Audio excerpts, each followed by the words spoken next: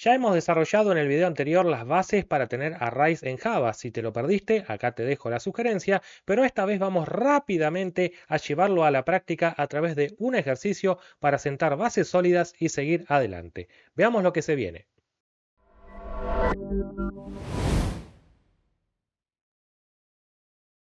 Te recuerdo que en la descripción de este video te dejo el enlace a este documento que te muestra cuáles son los conceptos que vamos a aplicar. Ahí los tenés de manera individual o si no todos coleccionados a través de esta playlist. Por otro lado tenemos una solución a producir que vas a poder llevarte a través de este enlace o bien acá también te dejo el link al video que estás observando. Ahora sí, nos concentramos en el enunciado.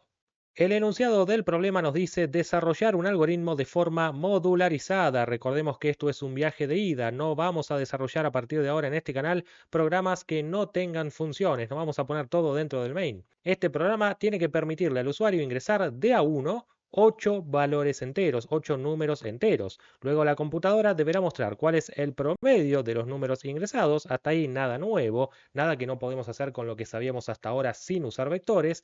Pero aquí es donde vamos a necesitar vectores porque nos dice que luego tenemos que mostrar los valores leídos que lo superaron al promedio. Esto significa que tenemos que memorizar todos los valores que colocó el usuario si pretendemos después de sacar el promedio ver quiénes lo han superado. Y es por eso que necesitamos vectores.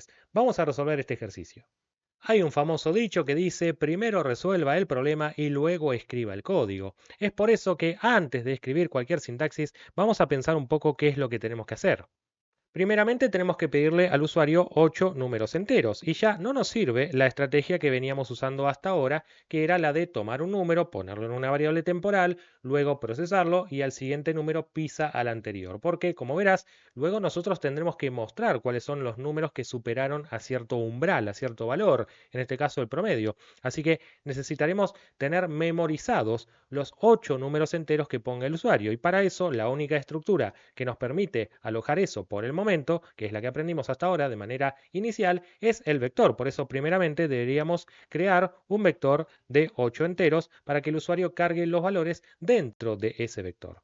A partir de allí, ¿qué deberíamos hacer? Bueno, recorrer ese vector y sacar el promedio, es decir, calcular el promedio del vector y luego mostrarlo, ¿no es cierto? Porque este era un pedido que nos hacía el enunciado, pero además de mostrar el promedio, también debíamos mostrar los valores que superaron a ese promedio. Entonces, aquí lo que estamos haciendo es una especie de pseudocódigo, o en este caso comentarios, que nos llevan, en este caso, a ver el paso a paso del programa, para que podamos de un vistazo entender primero qué tenemos que hacer del problema en realidad y luego cómo resolverlo a través de la sintaxis, en este caso de Java. Así que asegúrate de ponerle pausa al video, entender primero hacia dónde vamos y ahora sí nos ponemos a programarlo usando la sintaxis adecuada.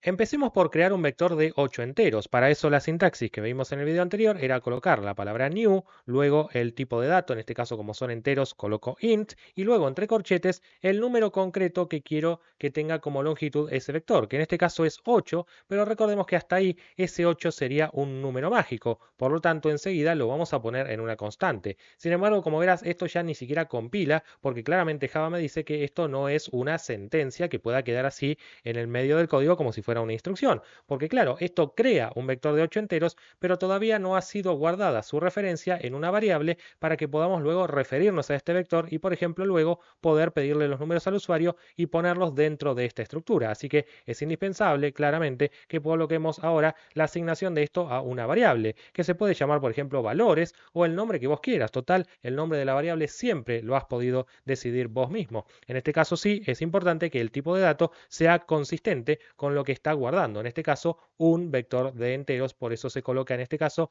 estos corchetes vacíos, porque aquí no estás necesitando poner ninguna longitud, sino simplemente es el tipo de dato de la variable valores que ahora sí aloja un vector de 8 enteros que por ahora valen todos ceros según lo que explicamos en el video anterior.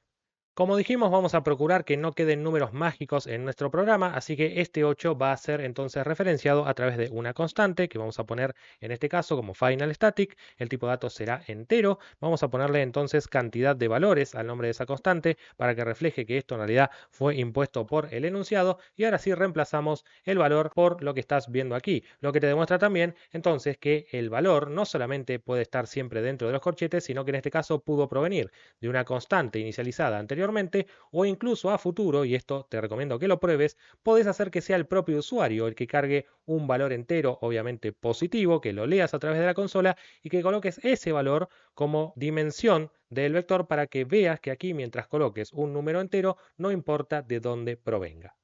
A continuación tenemos que pedir 8 números enteros, pero verás que ya no haremos referencia a este 8 mágico, sino que directamente nos referiremos a esta constante, que si cambia, cambia para todos los lugares donde se hace referencia, tanto en la declaración del vector como ahora también a la hora de pedir la cantidad de números necesaria. Acá podríamos nosotros colocar un ciclo for que empiece a hacer los pedidos, pero me parece adecuado que ya empecemos a ver que esto se puede modularizar en funciones dentro de lo posible reutilizables. Así que esto ya lo hacemos a través de una función.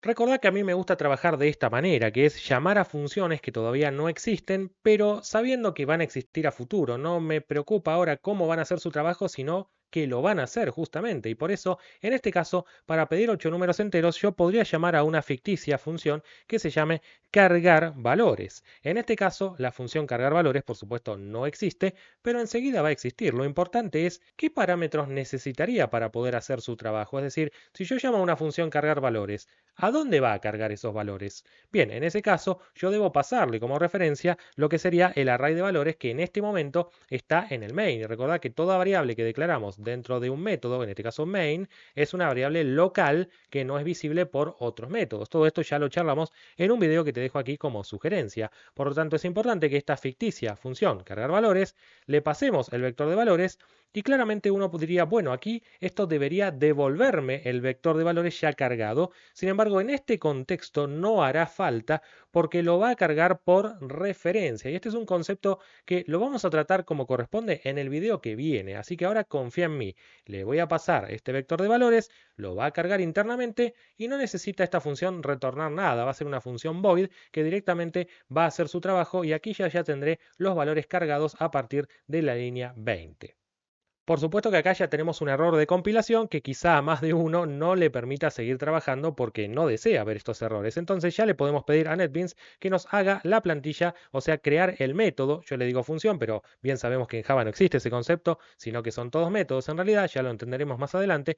Y me va a pedir entonces que cree el método cargar valores que reciba como argumento, ves ahí, un entero con corchetes, o sea, un array de enteros. O sea, se dio cuenta que ya le estamos queriendo pasar como argumento este valor que es de tipo vector de enteros. Así que hago caso a la sugerencia de NetBeans y me crea ahí, como verás, un private static. Acá si querés puedes ponerle public, es lo mismo, ahora es irrelevante la visibilidad. Lo importante es que el static también va siempre, ya entenderemos por qué. Y el void, en este caso, como te decía, será una función que no devuelve nada, simplemente carga por referencia este vector e insisto que lo entenderás mejor en el video que viene. Lo que sí ya podemos borrar porque todavía no entendemos qué es este throw que lanza excepciones, así que lo suprimimos y dejamos esto así por ahora porque no nos vamos a ir por las ramas.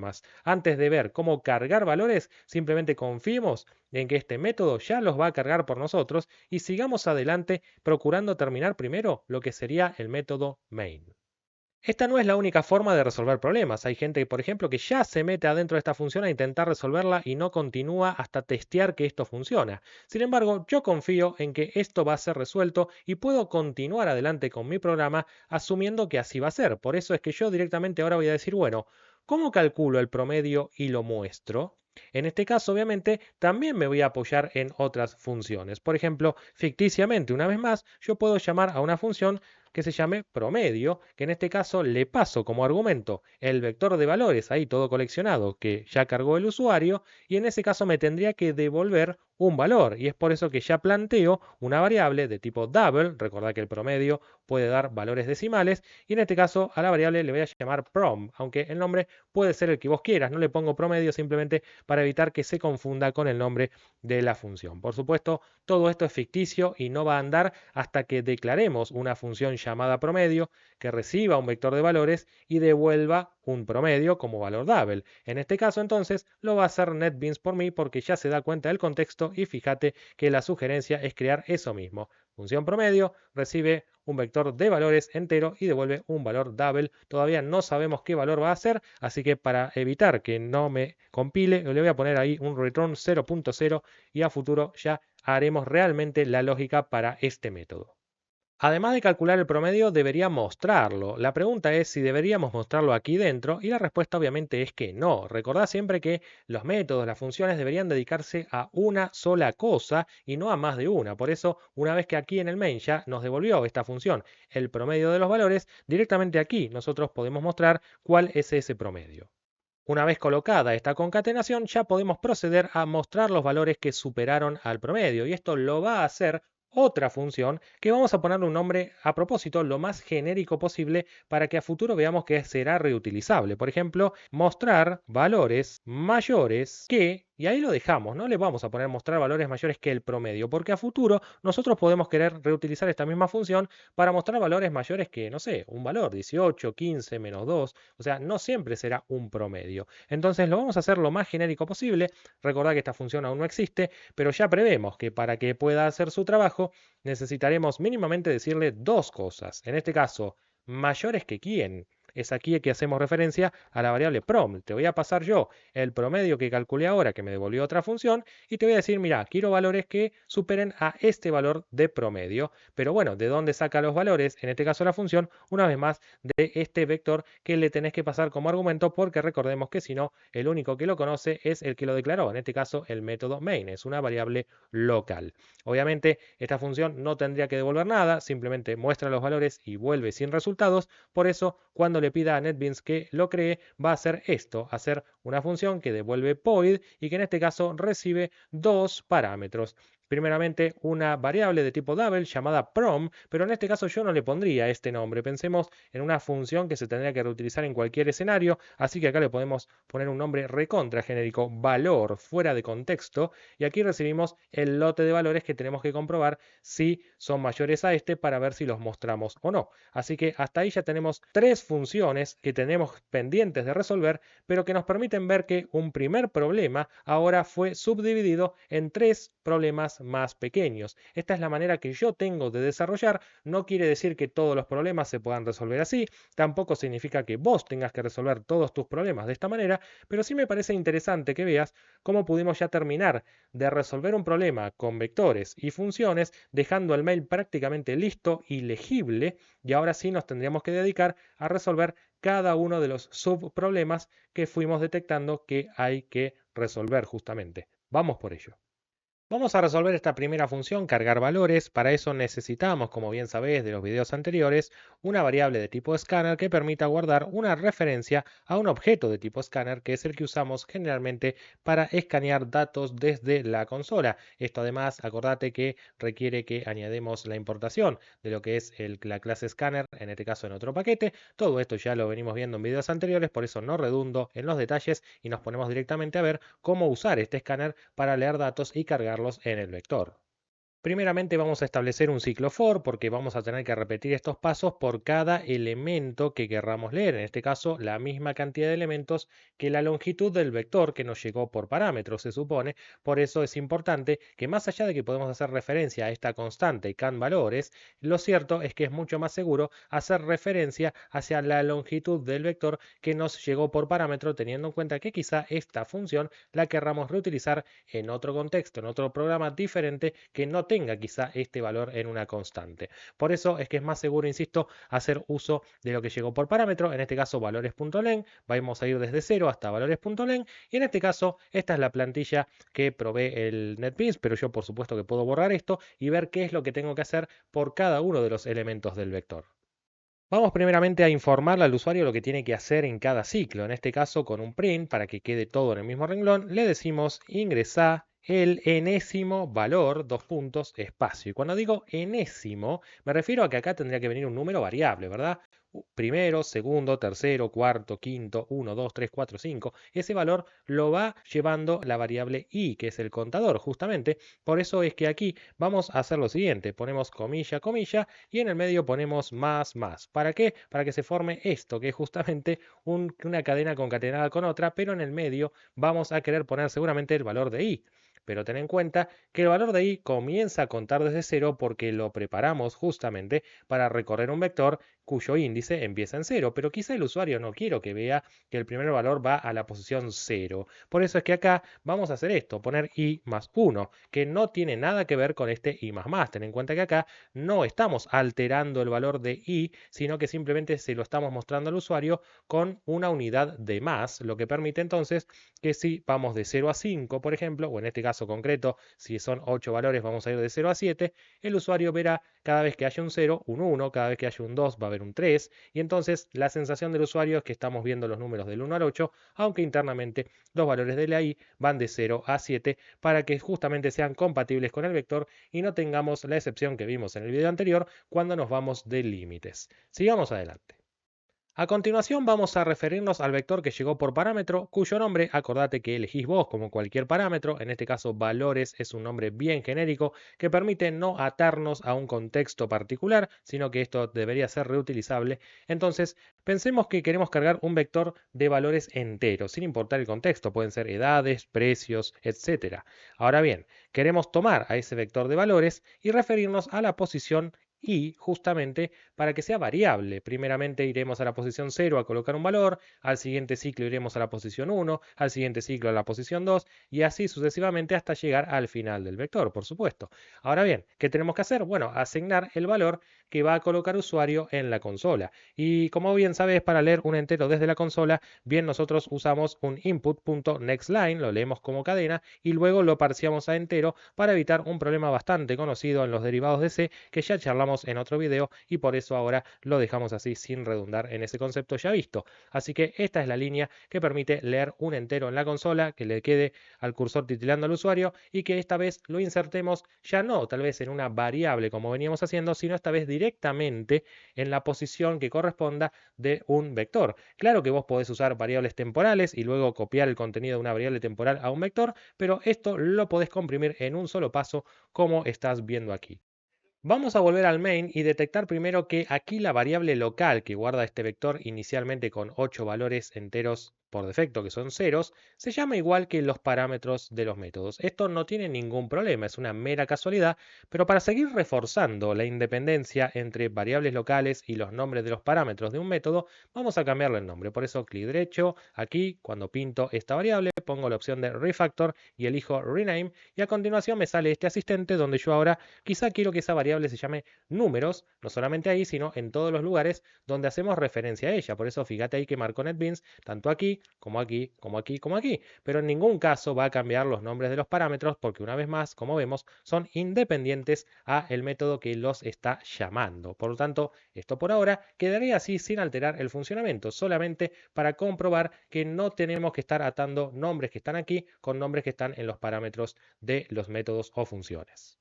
Se supone entonces que cuando termine esta función cargar valores y vuelva el control al main, en la línea 22 tendríamos que tener ya los números cargados y pasar recién ahí a ver cómo calcular el promedio. Pero vamos a comprobar que esto es cierto si hacemos por ahora un primer ciclo for que permita recorrer al vector desde 0 hasta ya, en este contexto, números.len y en este caso directamente podemos mostrar en la consola, dejando un salto de línea, ¿por qué no?, directamente el resultado de números corchete i. No hace falta en este caso una variable local para esto que es tan sencillo. Podemos probar el programa ya y observar que nos sale ingresar el primer valor, lo que significa que ya entró a la función cargar valores y está en este momento en el primer bucle del ciclo for. Así que ahora colocamos valores arbitrarios, por ejemplo 23, 45, 87, 63, 25. Obviamente los estoy inventando a mi gusto, ¿verdad? Es lo de menos. Lo importante es que ya llegamos al octavo y último valor. Ponemos por ejemplo un 41 y a continuación observamos lo que marca la consola. En este caso volvió el control hacia la línea 21 de cargar valores y ahora sí tendríamos en este contexto un vector guardado en la variable números que ya tiene los valores que estás observando en la consola, lo que significa que ya podemos seguir adelante viendo cómo calcular este promedio que muestra 0.0 porque todavía está pendiente este método.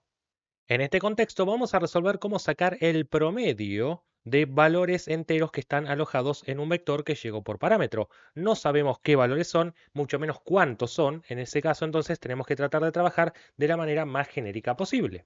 En este caso, bien sabemos que un promedio puede definirse como la sumatoria dividido la cantidad de valores. En este caso, la cantidad de valores viene establecida mediante valores.length. Recordemos, como vimos en el video anterior, que todo vector sabe devolvernos cuál es su longitud para saber en ese caso con una sola instrucción cuál es el número de elementos que tiene en su haber.